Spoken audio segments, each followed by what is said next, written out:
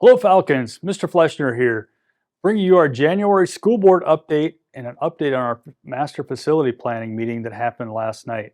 So let's start with the school board update first. So, a few items. First, we're going to give a big congratulations and thank you to Julie Murfeld, our business manager here at AP.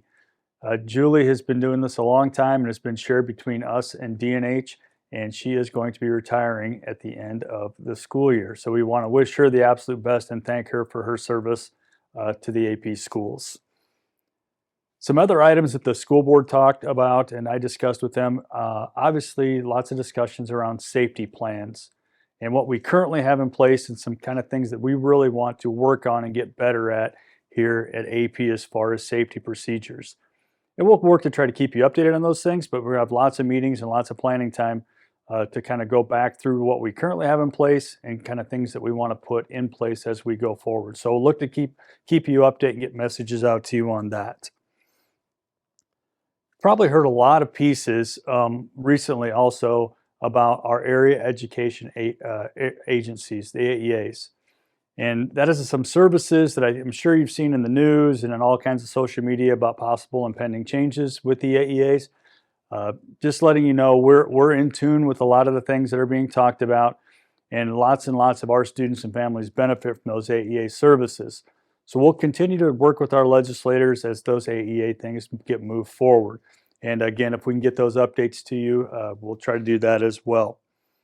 The rest of that school board meeting, we'll circle back to facilities here at the end following that. We also started into some budget planning for next year. It's already that time in the school year where we're thinking about next year's school budget and how things, as far as things we do inside of the school and planning and how that involves tax rates. And we want to make sure we take as much time as we possibly can to make sure we've got our budget on track for the next school year. So those kind of items were shared with the school board as well. Another piece that might be interest to some of our community folks, Mr. Berkey, our activities director, talked to our school board about the possibility of offering dual sports for our high school student athletes. Basically, you could do this potentially throughout the year, but really more so in the spring, where a student could be involved in more than one sport. Now, lots of pluses and minuses to this, and the board actually chose not to act on it this month, seeking more information and feedback. We did share some stories from our area schools around us and how they utilize this.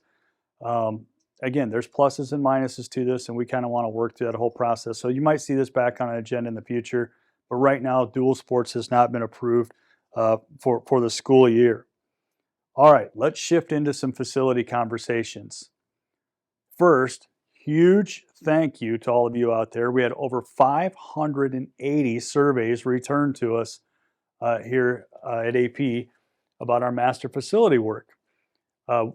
The facility team met last night in Aplington, and they reviewed all of those survey results and read through a lot of the comments, or all the comments, that were posted. We had about 170 comments, so we kind of worked through all of those and talked through kind of how these things may or may not impact future planning. Now, I know there were some comments about this survey seemed really big, really broad. Yes, and it was intended to. Really what we were after right now is just some guiding work to help the committee start to focus some of their conversations.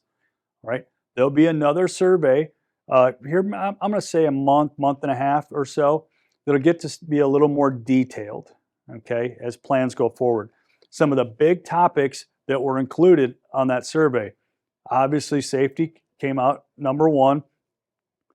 Heating and cooling and air conditioning really were number two.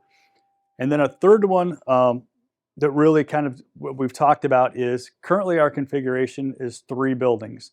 Do we consider looking down the road into the future, would we be better served, better serving our students, more fiscally responsible if we tried to shift this to 2 buildings, one in Aplington and one in Parkersburg?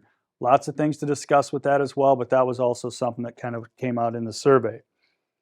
I think that's really the big bulk of it. The last piece we did, we worked through those survey questions.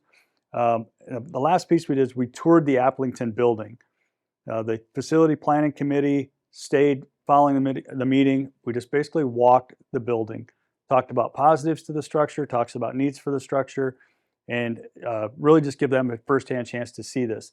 Now, in the future, we're going to open that up to community members.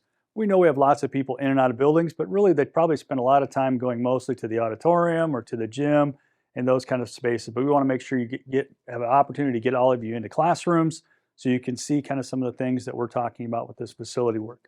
So more to come on that. Certainly appreciate your participation, and we'll talk to you very soon. Go Falcons.